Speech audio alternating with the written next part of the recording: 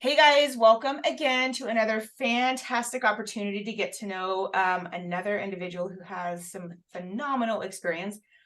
I am excited to have here Jill Bauer. Jill has worked in both the medical and social work fields for over 12 years. Some people don't last in the social work field that long, so I just want to point that out. She's received her bachelor's degree in human development and family sciences from OSU Cascades. Jill formed Bauer Operational Management to work with businesses to be able to analyze, develop, implement, foster, and support positive change in their organizations. She facilitates change management and trauma-informed care training and integrations for agencies. Jill formed Bauer Operational Management to work with businesses to analyze, develop, implement all of these great things. We know small businesses, large businesses need that for sure. She specializes in trauma-informed care training, which is unique. Some of you guys may not even know what that is, so we're going to get into that. And she is currently working on her MBA in organizational leadership. Jill uses, excuse me, all of these great skills to help organizations, employees, trainings, policies, procedures, really having that trauma-informed lens when building that within an organization, which we all need. She has helped organizations plan for growth and implement change to adapt to the changing business landscape, which we've been talking about all week, how this is changing. We're in like a human revolution. We had somebody talk about. And so Jill, and just for those of you that don't know, I know Jill. Jill and I've worked in different capacities, and I'm so thrilled for you guys to be able to get to hear more from her. Jill, just to set the stage to begin with, could you provide a brief overview on what trauma-informed care is and why, when we hear trauma-informed care, most people think just personal, why we would even talk about that in the workplace? Sure. Hello, everyone. It's nice to meet you.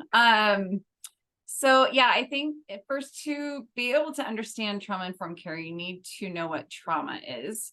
And to shorten that, trauma results from an event, a series of events, or a set of circumstances that's experienced by an individual.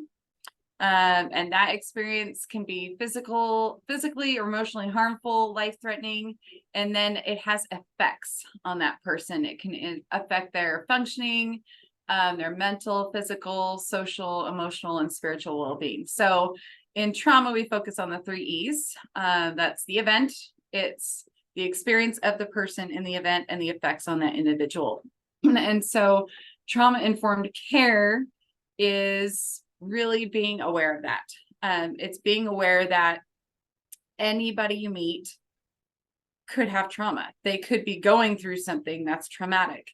And to define trauma even further, it means something different to everybody. And I think that the word trauma itself gets a little bit scary for people because they don't know. Some people think trauma, oh my gosh, this major car accident. Trauma could be living with someone who's verbally abusive. It could be divorce. It could be so many things to many different people. And we can't say, well, that's not traumatic if it really is traumatic for someone. And that's kind of, I think, unless you're inside that social work field, right, you may not understand that. And so trauma-informed care is really, we're aware that trauma is pervasive. It's out here. You are, you can recognize what it looks like, especially in the workplace, and we'll go into that a little bit later. But being aware of what your coworkers look like day to day versus when there might be something off, because if you know your family, when something's off. Same thing in the workplace. You work with these people so much that you get to know them so well, and you'll know when something's off. And so it's being able to see that, respond to that, check on them, make sure they're okay, and just make it safe for them to have these, these feelings at work, or just to work through it at work. Yeah, in a nutshell, that's trauma-informed care. Awesome. Thank you. Considering trauma is an inherent part of life, and everybody may experience it in different forms. And I just want to say that you're right. This trauma, this is such a buzzword, and a lot of people, it puts them completely off. But just to help set the stages, I've been a foster mom for 8 years. So I have literally watched little human beings go through trauma every single day, right? These are traumatic experiences. It's not like, oh, by the way, you just need to get over it. Again, I don't expect people to be holding their hands throughout life, but for my kids, understanding trauma is huge. It will help them be more successful. Not that anyone's going to change the trauma. The trauma's happened, right? It's really about, now we know, what do we do? Excuse me. So I think it's extremely important to talk about, my little humans will grow up and be in the work field, and what does that look like? And how, can we help people live their best life? How can we help people be their best at work? So considering that trauma is inherent, and a lot of times we don't even know that that's happening with individuals. Right. Everybody can experience it. How critical is it for a business leader and an HR professional to incorporate an understanding of trauma-informed care in their organizational policies and procedures, right? Policies and procedures can be pretty flat sometimes. Why include that in trauma? Why include trauma, in policies and procedures? Oh, that's a big one. So I will pull from my own work. When I worked for a doctor's office, as an office manager, I came in fresh from social work. And this is where it hit home to me that, oh my gosh, it's not just in social work fields that you experience this, it's everywhere. We had a lot of staff turnover before I came in. And I think most of it was due to the rigidity of scheduling, the rigidity of the job descriptions. And while it's important to have scheduling and job descriptions, right, it's also really important to know, hey, this person's having a bad day, or they may need a more flexible schedule due to what's going on with them. And I think COVID actually kind of helped with that. We realized that we can work from home, we can be flexible, but still this was after COVID and it was still pretty rigid. So to me, it was really important to talk with each employee, not necessarily ask, hey, are you going through trauma? Because you don't do that. Tell me your life story. Tell me Right. what's happening right now. But just to find out what they need and how I can better help them do their job. And we haven't had turnover since I've been there. And it's not just me. I just came up with the ideas. It was the employees that really were able to voice what they needed. They were able to, I was able to adjust some of our policies and procedures to allow more flexibility, to allow for some time off.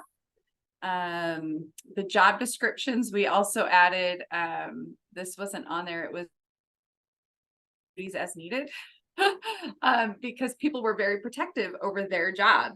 And so it was, you don't go into my territory, I'm not going to go into yours, when really as a team, you should be able to help each other out. And so just that verbiage was helpful. So it's just little tweaks in policies and procedures. You don't have to rewrite the book. It really is getting to know your employees and their needs and them being able to voice those needs to you. Right. One of the things I've noticed over the years is when employees have the ability to be a part of that as well, their performance improves, right? Yeah. So this isn't that, oh, take all the time you want and don't perform and don't do what we need you. It's really not about that. It's, look, what do we need to do to support you? And then on the other side, they do perform better in my experience. Would you say that's what your experience has been as well? Yes. And thank you for hitting on that. So I talk a lot about what trauma-informed care is, but I also talk about what it isn't. What it really means is, yes, there might be an issue with someone, but it's not, they still need to be held accountable. They need to be talked to directly. It doesn't mean justifying unacceptable behavior. I mean, people are still being held accountable. It's just more understanding this might be where they're coming from. But yes, I think because our retention's huge anywhere, has really grown because our employees feel supported. They feel like, they do their job when they're at work. they work, they do their job. They're not so stressed out about other things.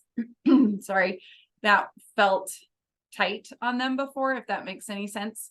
But yeah, they are, gosh, it's just so much better. And their mental health is better. They're not calling out sick as much as they were. Especially for our receptionist. She's interacting with patients better. She's not taking things so personally anymore. That was another big thing. And one that we talked about is Q-tip. It's quit taking it personally. That's part of knowing trauma-informed care. Just not to take things so personally. And productivity has really helped. And stress levels have gone down for those who didn't have a problem before. They're even happier. Awesome. Because their coworkers are happier. Yeah. Imagine you're happier because your coworkers are happier. That all flows together. And I love the idea too, pardon me, which is just that people are still being held accountable, and you're getting better results. Like, I can't imagine anybody out there that's like, oh, I don't have an issue with staffing, so I don't really care. Like, you know what I mean? Like, it is a thing for everybody. And one of the things that I've noticed too is some people that have some significant trauma in their lives are actually some of the most functional individuals that I've met, and high performers even. And so it's bizarre. I think if you're wanting to even retain top talent, gain top talent, that's a huge thing to be able to do within your organization for your staff. That's great. Thank you. All right. You talked a little bit about some of the things that you could do for policies and procedures, but could you share some tangible strategies or examples of how businesses can effectively integrate trauma-informed care, leading to that healthier workplace and environments and overall balance? So, I mean, whether take us through a day in the life of, or some stories from trainings. So stories from trainings. Obviously the first thing that you can do is be trained in what trauma-informed care is, what it might look like in someone. That's the very basic that you can do. But yeah, I'll share a little bit about the organizations I've worked with. One was they're mostly local nonprofits, so I'm just going to say local nonprofits. They took the initial trauma-informed care training. They have volunteers as well that they work with, and volunteers are a whole nother side of things. But after the staff training, they went a step further because they were interested in really implementing it into their organization. And they had, you can have anyone, but I went in and looked at their policies and procedures, especially their intake of their volunteers, because often the intake questions might seem innocent enough until it triggers someone, which then you may not know. But just really kind of fine-tooth combing, and you try and do as much as you can to resist re-traumatizing someone. Although you're not going to be able to ever fully do that because you just can't account for that. But yeah, we went through all of their intake questions just to see if anything might be a little off, maybe adjusted a couple of words, and then looked at where they interview people. Is it via Zoom? Is it in person? If it's in person, what room is it in? What does that look like? So really just being aware of the surroundings and making sure that it is the most maybe generic but welcoming environment that you can have. So we did that with them. And it was, I think training is great, but it is when you really bring it into your whole organization. That's the holistic approach, because it's one thing to just say, hey, we're trained in trauma-informed care. It's another to say our culture, our organization is immersed in trauma-informed care. Another one that I just did, so again, it was another training, but this one went into their interpersonal relationships. And a lot of organizations may not be able to do that if they're in kind of crisis and flux, but this organization had done a lot of work to get to that point. And so I was really at that time, not even a trainer. I was more of a facilitator, and I just asked the questions to allow them to just have these hard conversations in a safe environment. And I think with them, that really helped. They serve children. And I think that really helped them build their team to be stronger, which is going to play out in the kids and the families that they work with, because then they'll know that.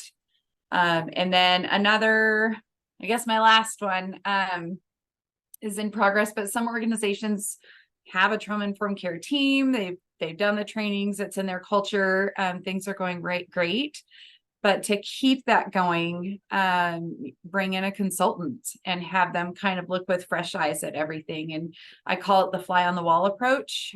I've always liked to say I'd like to be a fly on the wall in that conversation. And I get to be, which is really fun, because then you can watch people you don't know and systems you don't know, but you get to kind of go in and say, hey, you are doing a fantastic job. This is great. Or maybe we could tweak it a little bit that way. And so, yeah, the objective is just to give an evaluation of their already in process systems. Great. A couple of things that you said that I really loved. One is our intakes, which I think of onboarding. I automatically go to a volunteer intake and onboarding. And then that you change the questions, right? So there's training and then there's education, right? So you can get training, but have you applied it and have you really educated yourself, and do you have an understanding? And I think that's what I'm seeing and I'm hearing from you is a shift of you can get the training, but then are you educated in this, which is you can see as somebody in an organization how to apply it, right? Like some of the best people to apply this are those that are in that organization already. Yes. And I think it helps take the blinders off, it just helps kind of open it up the world. And I'm thinking in the organizations that I've worked as well, that's part of the conversations we have, which is, well, what's happening? Are you really paying attention to everything that's going on? So I love that approach, and thank you. Those are some phenomenal examples.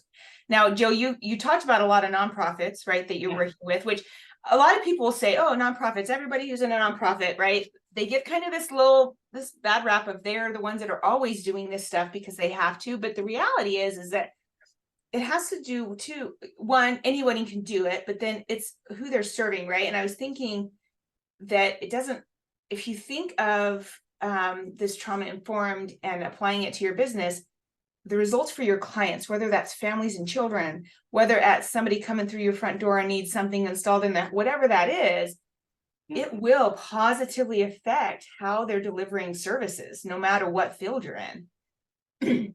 Right. And I have worked with a lot of nonprofits and a couple of for-profits, but I agree. It really is, at the end of the day, it's your client.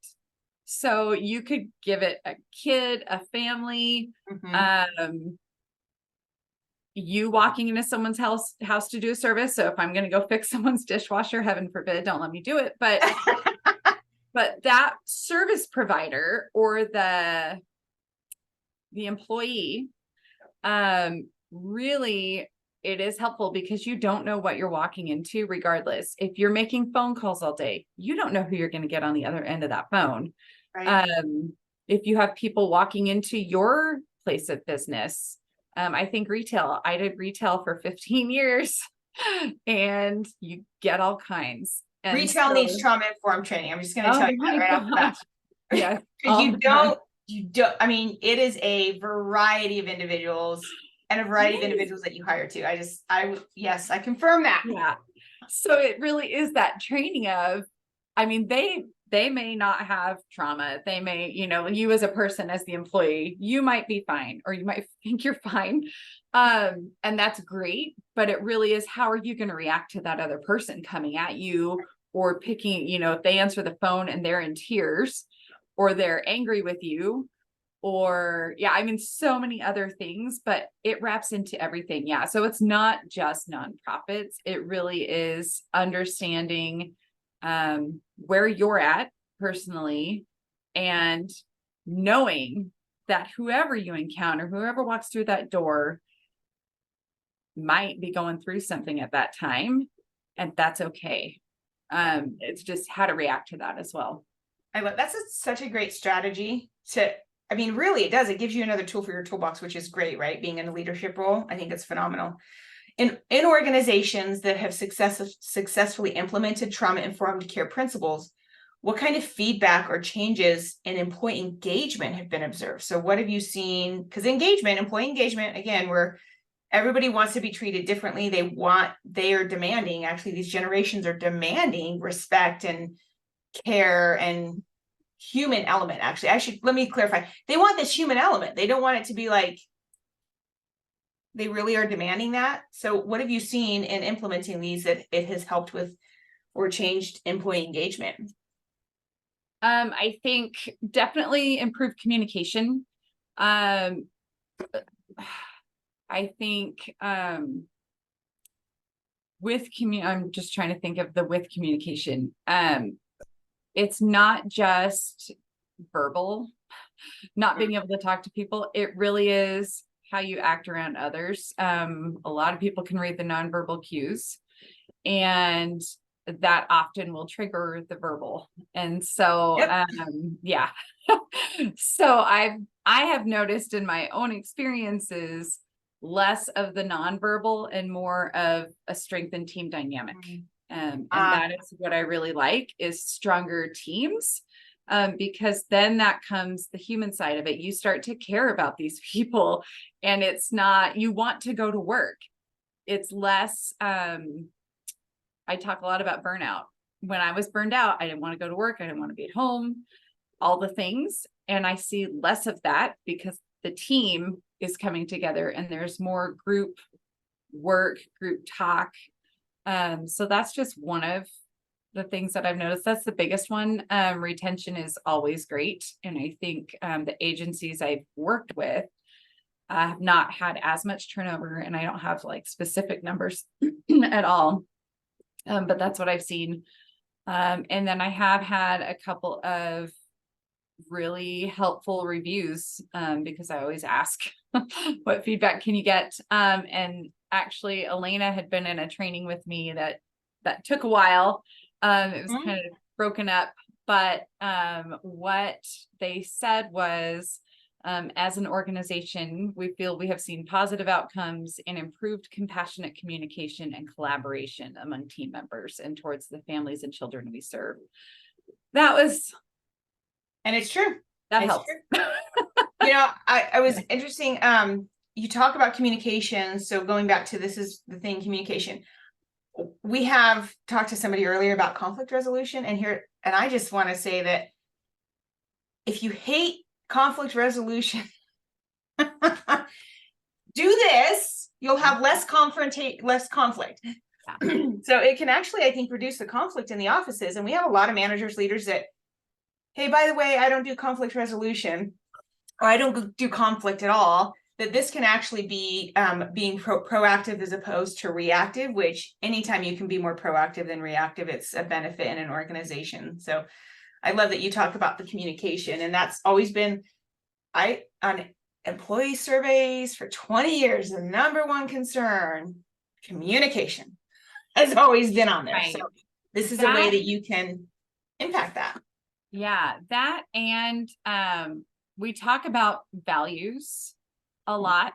And so I think this actually ties in with the last question as well, but knowing what your values are as a team. So not necessarily this is the high organization, what the higher ups have come up with, which is great, and you need that. Yeah. But what does your local team value in their workplace? I did some of that work with a local volleyball team recently, because their coaching staff had been fired, rightfully so. These girls were under some super emotional abuse. I mean, it wasn't pretty, but they were just lost, and the new coaches, they didn't know what to do. And so we just brought it back to basics with them and really helped them figure out their values as a team. And the girls have those values. They go over them before games, before practices, and that is what they hold each other to. So I think that's a really important thing to make sure that you have is communication is one of them. That's one of their values. Good. So Good. yeah, I mean, they value communication and, yeah, it is really, it's important. And, when I worked at one of my longer stints, someone told me to learn to love to have hard conversations. And that was hard. Those Yeah, are hard. conflict resolution, it's not fun, but yes, if you can get ahead of it so Mhm. that you have less of it. Yeah. And not you bad. also talked about peer accountability, which I think also when you have this informed education on trauma, it lets you hold each other accountable too and not get away with much. I actually see more accountability in people not letting people get away with much. More once people are informed. It's really funny to watch the dynamics. Are you, what is that? Hey, you can't do that. That's not our values. Let's circle back around. And it's a safe place to hold each other accountable, right? Which actually involves leadership less. It has to involve leadership less. So I love that. Employee engagement. Let's see. So ongoing training and adapting, recognizing and understanding trauma it's an evolving process, right? It's continuing. We're learning more about trauma. I mean, we learn how trauma affects the brain. There's so much science behind that. It's evolving and varies across cultures and generations. We have different generations, what their trauma is, different cultures. And how can businesses ensure that their trauma-informed care practices today stay current, stay effective, and how does continuous learning play in that? Oh, there's a lot. Pick one of them. No, so there's a few. I think ongoing observing and learning is important. Once again, the one-off trainings, they're great, but what are you going to take 2 weeks after that? You kind of forget sometimes. And so, ongoing observation and training, are regular training, but really it's going to be the integrating into your culture to where it's constantly talked about. I mean, if you have a staff meeting, you have maybe a highlight of the month on which trauma informed topic are you going to choose, to help integrate, because there's so many steps when you look at the business aspect of it and how to integrate it into the workplace. You look at, sorry, I'm going to scroll on my little list because I saved them. So there's safety, there's trustworthiness and transparency, peer support's a big one, collaboration, empowerment, and then cultural, historical, and gender issues. And so you can't do that in a one-time off. That is really where it goes into your consistent talking about it. And it really is talking about it. And you don't have to call it trauma-informed care. You don't have to call it our trauma topic of the month. That's a downer. I was gonna say, it's not the most exciting topic, Jill. Sorry about that. I know trauma-informed, it's not the most exciting, but I think you have it. You call it, what do you call it? Where is it? I wrote it down.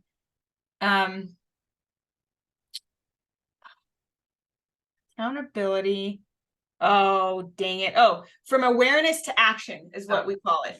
From awareness to action, right? Which is being aware, you can take more action. So yeah, don't call it trauma informed. I mean, it's important to understand, but it really is not the most. Yeah. And then really organizations, you need to be adaptable. If you expect and flexible, if you expect your employees to be adaptable and flexible, you need to learn to lead by example. And so understanding that, you may have some boomers in there and you may have some 19-year-olds in there, and being okay with all of it, but knowing how to layer. I think it's layering. You really need to layer it into every aspect of what you do. And encouraging empathy. That's hard for some people. I used to say, I just want to come into work, do my work, and go home. But really, you can still do that and have empathy. I was just gonna say, you can do both. It's not an either or, it is an and. Yeah. But it's hard for some people. And that goes back to their own trauma, right? Like as a kid, you think of, there's no crying in baseball. Right. That always comes up. work is their escape, right? Like they don't want to be home, maybe. So yeah. Yeah. That's good to know. I mean, we forget that sometimes, why is so-and-so working 50 hours a week when they could be home? Well, there may be a reason for that. Right. We have a really competitive labor market right now. It's always competitive, in my opinion. Everybody says, oh, it's not always, but it's always competitive for good top talent. Like it's always going to be a competition for those individuals. How can organizations leverage this information and their understanding as a unique advantage to attract top talent? So I think to start, at your position descriptions and interviews, it really is integrating your words that you use to interview people, right? So the intake, I just think onboarding as well. You can start sending your message from that point. And then I would promote work-life balance, promote your retention rates. I would want to work for a company where there's not a lot of turnover. That for me, let's see. It's hard because when I interview people and they say, what's the best thing about this place? I would say, oh, we're such a team. How do you show that you're such a team? I haven't figured that out yet in an interview situation, but maybe coming up with some verbiage around that and how you're a team. We support one another, and it may sound touchy-feely sometimes. All woo-woo stuff, right? Yeah, and I know that turns people off. You don't have to be woo-woo. You can still show if you're interviewing, you can still show it in your interview, really caring about the person, describing how other people are in the office or that culture, if you can find words to describe that culture, but then having your values. This is what our team values are. That's a big one. That's a huge, because if that doesn't mesh with their values, well, then it may not be a good fit. Yeah. So as far as, and I always looked for a flexible work environment, even before COVID, before we knew that, I was raising kids, and to be able to go to my son's football game early, if it was, way far away, I could do that. And that was okay. And no one was going to complain. So yeah, I think that supportive work environment is really helpful. I love the values that you brought up, because individuals I've noticed in the interviews that I've been doing is they are asking those questions. What are your organizational values? And what's interesting too, is if you are not putting them somewhere, whether it's your website or you have it somewhere posted that they can see it, people aren't even applying for those positions, right? They are doing more research. It used to be, internet was like when I was a kid, there was no internet. You went out, you did your thing, you just took what everybody said. And now everybody's a PI, because you can go onto Google and you can figure everything out about this company and decide if it aligns with your values. And so if you don't have values in a workplace, which is extremely important, right, then people aren't even going to apply. So if you're struggling with getting applications, you might want to reevaluate what your values look like. I love that. Values. Yeah. Who'd have thunk? I don't know. Yeah, right. Leadership, right? So we have a lot of small business owners here, leaders, HR managers, kind of a diversity, but all of those individuals are in leadership roles. From a leadership perspective, what are the best practices to ensure that these principles are not just a policy on paper, right? Because again, you go through the training, oh, we're going to change our stuff. What would you suggest to a leader in this, like, okay, how do I go and apply this? What is that going to look like? Right. I think if you have the capability and staff, I would recommend having, I think they call them champions of the work. So it was a pretty large organization. They already had trauma-informed care. They had a committee of it. And some businesses aren't that big to be able to do that. But if you can have one or two, like super users, when you do training, one or two champions, they're the ones that will always kind of try to make sure that it's in the aspects of the business, so that one leader doesn't have to be responsible for that. It really, then that brings back the team aspect of it. You have a few different people who are champions of it. They love it, they live it, they breathe it, and they really truly know the values of the organization and want to bring all of that together. That I think would be my favorite best practice if you can do it. It takes a while to get there for sure. It's not just here's your training, here's your people, bye. Yeah, see ya. It's really integrating it into that. And that goes to, I haven't talked about workspaces. Oh yeah. Your workspace, whether you're at home, I don't know, in cubicles, hopefully I've seen a lot of that. Your office, some offices are super welcoming and great and peaceful and calm. That should be something to be looked at. If you are stuck in cubicles, which happens, how can you make that for that person a better work environment? That's a hard one, but that's part of trauma informed is, can this person work in this environment and be productive for as long as I need them to? That way they'll feel supported too, that you actually care and you didn't just say, okay, let's move cubicles, let's move desks over here, and you have nothing to take with you because it's not personal in your space. So that would be another best practice, is to just check on your employees, make sure that they feel okay in their spaces. And then let's see. I think I have a short list, so I'm just gonna pick one more. She has a whole list, people. So you gotta reach out to Jill at some point, because we're just doing a short of all the information. And to be perfectly transparent too, Jill worked with she worked in an organization that served a lot of kids that go through trauma, and so it's in her heart on why this is important. She's seen it. So I'm just chuckling a little bit, Jill, because I'm like, oh, she's got a list like you need to do this. Yeah, so there's a lot, but one more. Go ahead. Yeah. But your structural framework. So top down, bottom up, everything. Looking at every aspect, that should be a best practice. At least evaluating that. If you have a logic model or something like that, because you can't, again, none of this is going to be a one-dayer.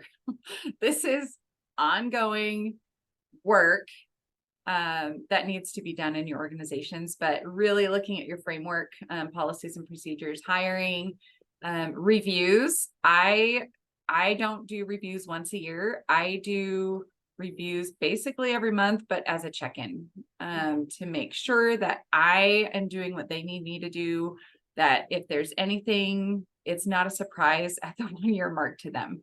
Never be a surprise. That I think is also very trauma informed, because it's like being called into the principal's office during your review time. And so if I can do that once a month and just have it called a check-in, and they know that we're just going to talk and see what's going on. That way I get to know my employees better too. And I know what's going on, and I see they're normal versus when they're not normal. So I would highly recommend that one. Yeah. Great. Thank you, Jill. That's amazing. All right. Workplaces are, and I really do, I actually had an experience, and I was thinking of a client, and we were talking about workplaces and workspaces and how it can feel I don't have an open checkbook to just spend a ton of money on workplaces, but it's really not about that. It's about engaging your team and what that looks like, because there's actually a lot that can be done in a workspace. It's not expensive. Right. I think as leaders, we need to stop looking at this as an expense and a checklist of, oh, for me to do this and to be compliant, I have to have trauma. Like, it has to be integrated, or it's really not. Don't do it if you're not going to integrate it, I guess is what I'm saying, right? Like, we want everybody to be informed, but if you're not going to really do anything with it, then all it's going to do is become another checklist that we didn't do, there's another training we're not going to implement. Workplaces are evolving. The increasing emphasis on mental well-being. In fact, I saw quite a few mental health, like there's mental health days and mental health education in the workplace. Like, that is growing quickly. Yeah. How do you foresee the role, this trauma informed care and value-driven initiatives shaping the future of work. Like it's not going to change, it's going to continue. You have the hybrid workspace. How do you see this affecting future of work? Oh, if it's implemented, it's great. Of course, I can say that as I'm working from home right now. Gosh, so many ways. One agency that I work with, they just gave their employees, I think it's 10 hours a year to do whatever they want with. And they call that their well-being hours. They can do whatever. And they get paid for it. So I just think that is a one-off, is kind of a cool thing if you can do it, to be able to do that. But no, I see as people are in different spaces, you're in remote, you're in physical, and I don't think that's going to change, which we've needed for a while, except if you're in retail and then you're kind of stuck where you're so I understand that too, but when your employees are experiencing that sense of safety, that trickles down. Safety, well-being, mental health, physical health. If you can promote that physical health, that's trauma informed too. It really is. It's the whole person. And so the more companies realize that these are my employees and I need to take care of them physically, mentally, as much as you can. And whether or not that's if you have millions of dollars to support that, or if you don't, and you're a nonprofit struggling, there are ways to just try and figure that out with your group. But that is going to lead to job satisfaction. Of course, retention, that's a big one for me, but the communication piece, people feel valued. That's what most people want, is to feel heard and valued and acknowledged, either in your personal life or your workspaces, your work life. We like that feedback. Oh, you're doing a great job. Oh, you're this. And I think with the trauma-informed care, the understanding that you get out of it for yourself, and then to be able to look at others that you work with or your clients, and to bring all of that together, it's amazing. It really is that would be like world peace, but it's not going to be world peace. But yeah, I mean, it just shows as an organization that you care. And like we talked about, hiring job seekers, everything, people are looking for that more and more. And so, yeah, that whole culture has shifted from, this is your 9 to 5, be here, you only get this much time off. People don't like that anymore. And they're kind of bucking that system. And so as you understand that and bring that trauma informed, even though you may not call it trauma informed, because again, those are kind of the buzzwords, as you bring the understanding of what people need and how people interact, that is what is going to move it forward. So yeah, if you don't understand that, it might be hard in the future. Yeah, I don't think organizations, truthfully, in my experience, are going to survive if you're not willing to do the work. Now, it reminds me of what happened during COVID. COVID put a lot of businesses, well, COVID didn't actually put businesses out of business. I in my experience, and tell me I'm wrong in the chat if you want, but I watched and observed, and I've been in business for 20 plus years. And when you hit COVID, if you already don't have good systems and processes in place, when you have some type of a tragedy or some type of an epidemic hit, you don't have the infrastructure to support that change. And so when we're talking about the future, where it's not going to change, I can tell you hybrid's going to be there forever. I mean, I could be wrong, but the hybrid's going to continue to be there. Technology is going to continue to grow. People do want to connect, and they are craving it.